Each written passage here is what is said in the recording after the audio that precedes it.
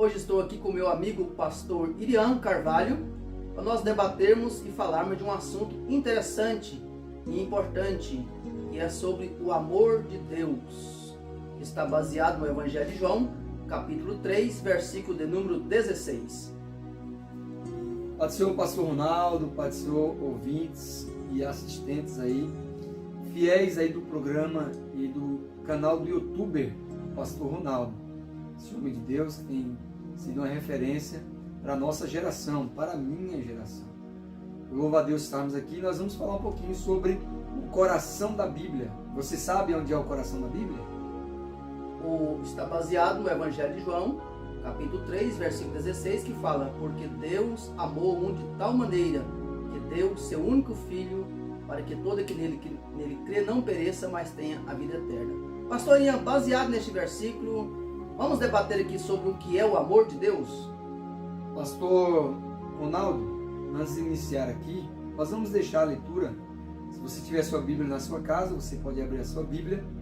Evangelho Joanino, capítulo 3, o versículo 16, está escrito assim: porque Deus amou o mundo de tal maneira que deu seu Filho unigênito, para que todo aquele que nele crê não pereça, mas tenha a vida eterna. Ou seja, aqui está o texto áureo da Bíblia, o texto de ouro, ou seja, o coração da Bíblia. Esse versículo aqui, ele é de suma importância para aqueles que querem conhecer o amor de Deus. Pastor Ronaldo, este texto aqui está se tratando de um diálogo de Jesus com Nicodemos. E Nicodemos, ele era príncipe dos judeus. Olha que esse diálogo, se não um dos maiores diálogos que Jesus já teve com príncipes dos judeus.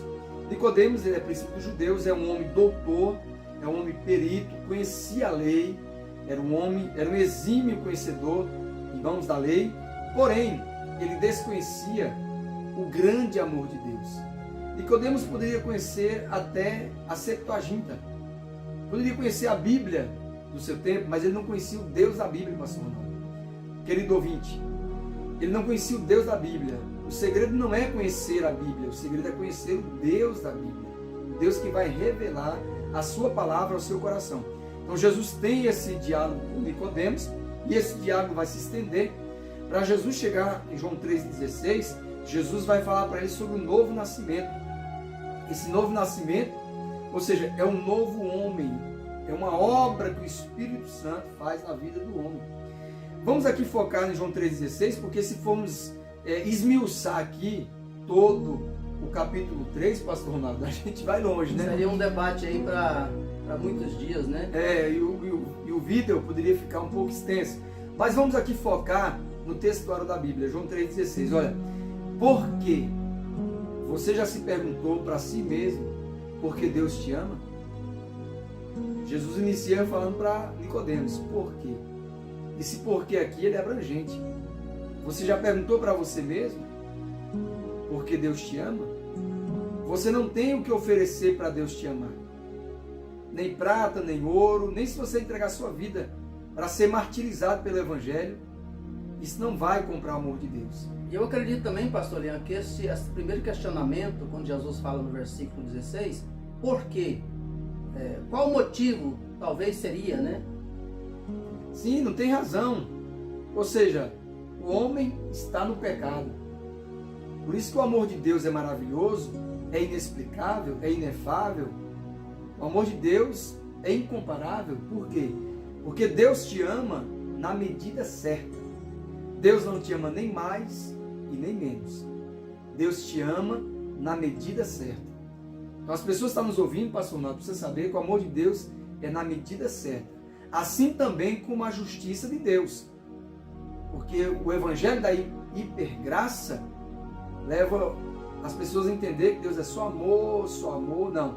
Deus ama na medida certa, mas Ele é justo.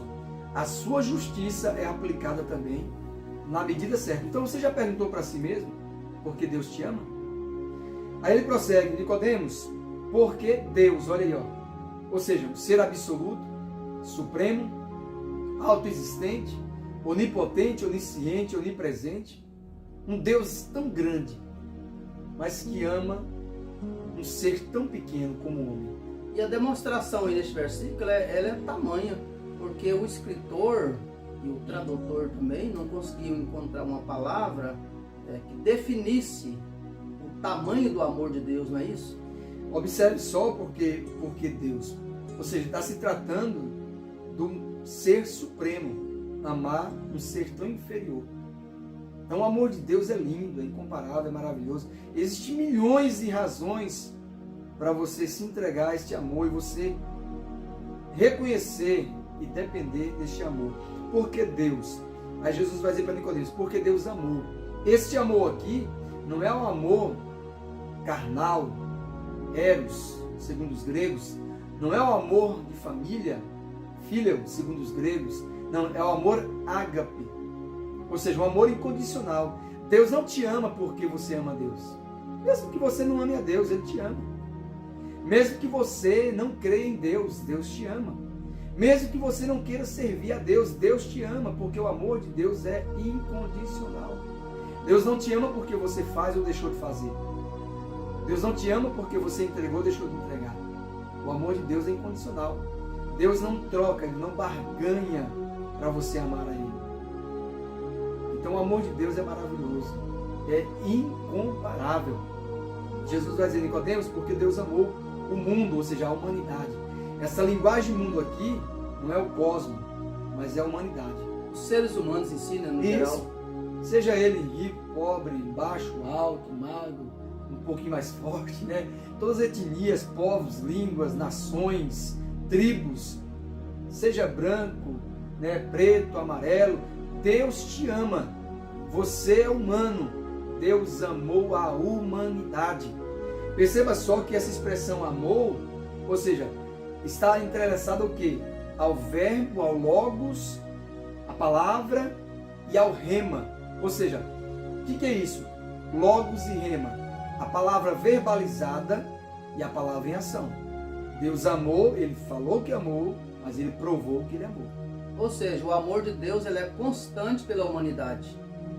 E haja vista que o apóstolo João, ao escrever, diz que ele deu, ou seja, entregou aquele que ele tinha de melhor, né, que o ser humano, a riqueza maior dele é a família, o filho, né? É o filho. Então Deus deu o melhor que ele tinha em prol de salvar a humanidade. A humanidade. Uma humanidade que, segundo o livro de Jó, o homem é um verme e o filho do homem é um vermezinho. Ou seja, não tem razão para Deus amar, mas o homem é criação de Deus. Deus formou o homem.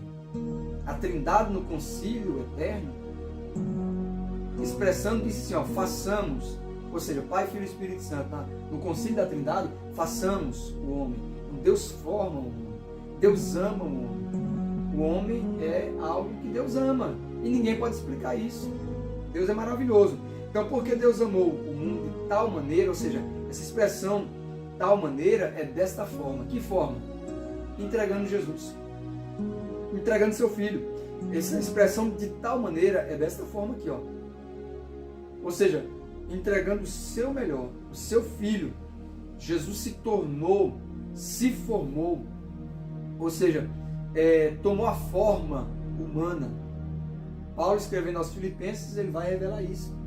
Que Jesus, ele não teve por usurpação, ou seja, por vaidade, ser igual a Deus, mas se torna homem.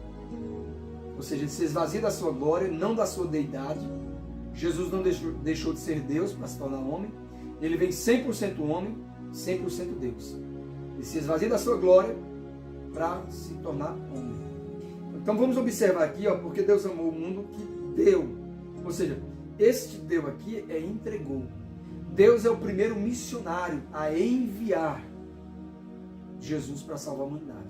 Então Deus é um missionário. Ele é o exemplo por excelência, se tratando de missões. Então ele deu, entregou o seu filho unigênito, ou seja, o seu filho único, o seu melhor que ele tinha. Para que todo, ou seja, a expressão todo aquele que nele crê aqui, é que a salvação é para todos. Cai por terra aqui essa questão e essa defesa teológica de dizer que uns são predestinados para a vida, outros são predestinados para a condenação eterna. Não. O amor de Deus, a salvação, é para todos. Para a salvação, Deus não faz acepção de pessoas. Deus faz se for uma chamada, uma vocação, um propósito específico. Para Deus cumprir um propósito dentro da sua vontade. Mas para a salvação é para todos. Então, para clarear aqui, pastor, o entendimento, aí fala que Deus deu o seu Filho por amor. Então, o entendimento é que a pessoa precisa querer. É só aceitar. É só aceitar esse amor. Então, se você aceitar esse amor, para que todo aquele que nele crê, ou seja, há uma condição aqui. Qual é a condição? Crer. Aceitar, entender, compreender esse amor inefável, esse amor gigante, esse amor maravilhoso, esse amor que te ama com amor incondicional, mesmo se você não fizer nada, Deus te ama. Deus não te tem ama. uma diferença. É uma tese entre as pessoas que diz, não, Deus me ama, mas a salvação não é automática, a salvação não precisa ser conquistada. A salvação, primeiro, você precisa confessar que Cristo é Senhor e Salvador, não só Senhor, não só Salvador, porque tem pessoas que é Jesus só como Salvador. Não, Jesus vai me salvar, eu estou salvo. Não, ele tem que ser Senhor da sua vida. E se ele é Senhor da sua vida, você tem que renunciar, você tem que obedecer, tem que abandonar o velho homem. Segundo aos Coríntios 5,17, assim que, olha, é condicional, assim que se alguém está em Cristo, então em Cristo você tem vida, em Cristo você tem perdão, em Cristo você é regenerado, em Cristo você é justificado, em Cristo você é santificado, em Cristo, fora de Cristo não tem salvação, não tem vida eterna, é em Cristo.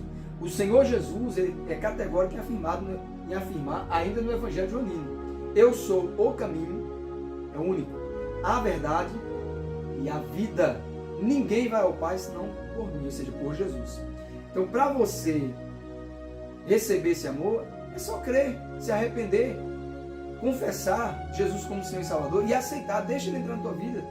E a sua vida vai ser transformada, inundada, envolvida por esse tão grande amor. Bom, vamos lá, partindo para o final aqui, ó. Para aquele que nele crê, não pereça.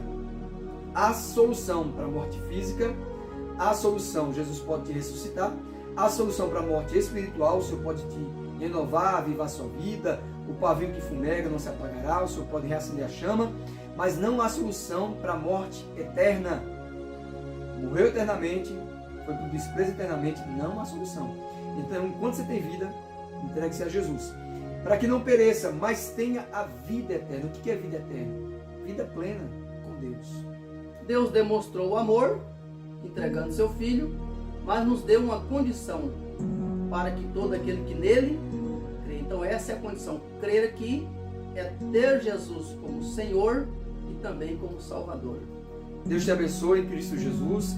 E Jesus trazendo esta mensagem evangelística ao coração de Nicodemos. Nicodemos se tornou um discípulo de Jesus. Ou seja, um pequeno Cristo, um cristão, um seguidor de Cristo. Então você também pode ser um cristão. Você também pode ser um discípulo de Jesus. Basta se arrepender, confessar a Jesus. Romanos capítulo 10, versículo 9 e 10. Com a boca você confessa, com o coração você crê. Deus te abençoe. Até a próxima.